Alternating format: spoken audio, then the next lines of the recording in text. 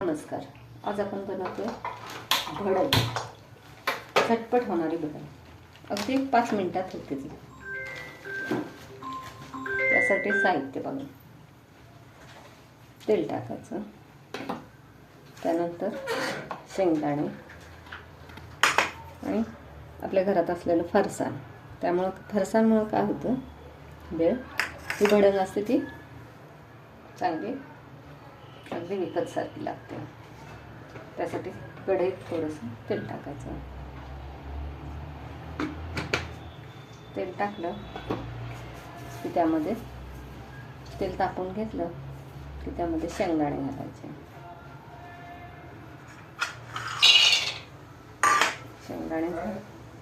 शेंगदाणे घातले ते चांगले तळून घ्यायचे. शेंगदाणे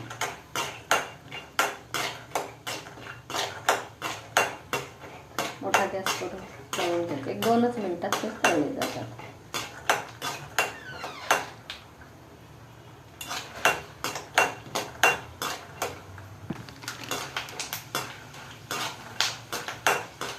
दोन मिनिटात शेंगदाणे तळून झाले.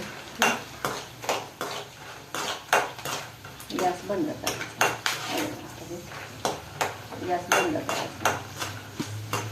गॅस बंद केला की त्यामध्ये आपलं तुम्हाला हवं असेल तर डाळ, फुटाण्याची डाळ घातली तरी चालते, खोबरं घातलं तरी चालतं. तुम्हाला जे जे आवडतं ते घालून घ्यायचं. शेंगदाण्याचे झाले की तेल थंड होतं. तेल असं थंड झालं की त्यामध्ये हा भडंग मसाला घालायचा. हा भडंग मसाला घातला की भडंग अगदी विकतच्यासारखे.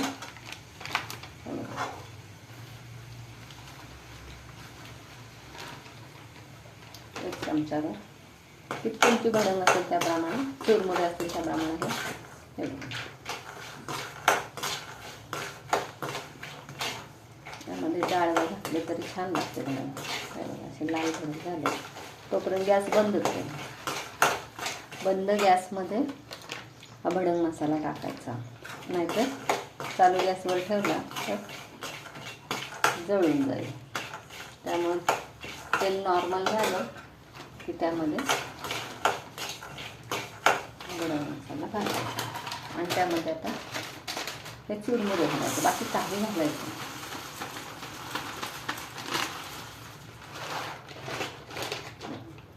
हे चुरमुरे घालून घ्यायचे. थोडे थोडे घालत हलवायचे.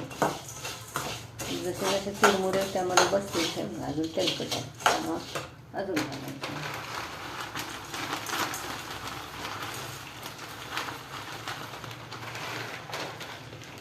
तसे थोडे थोडे घालून अगदी मोठी कढई असेल तरी चालते. असं कळतं आपल्याला अजून ते तेल आहे म्हणजे त्यात चुरमुरे घालायचे. त्याप्रमाणे चुरमुरे घालायचे. त्यात बसले नाही तर मोठी कढई होती तरी चालते.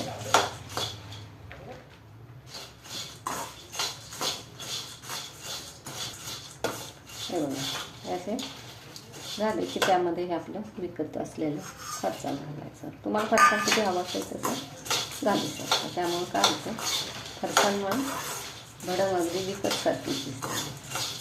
कोणी म्हणणार नाही.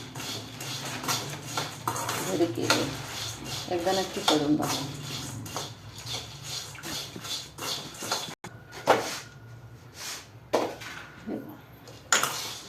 अशी भडंग तयार होते. आपल्याला शेंगदाणे जरा जास्त घालायचे भडंगला. त्यामुळं काय होतं, भडंग चांगली लागते. हे बघा झटपट भडंग तयार. हे बघा विकतसारखी भडंग तयार घरच्या घरी.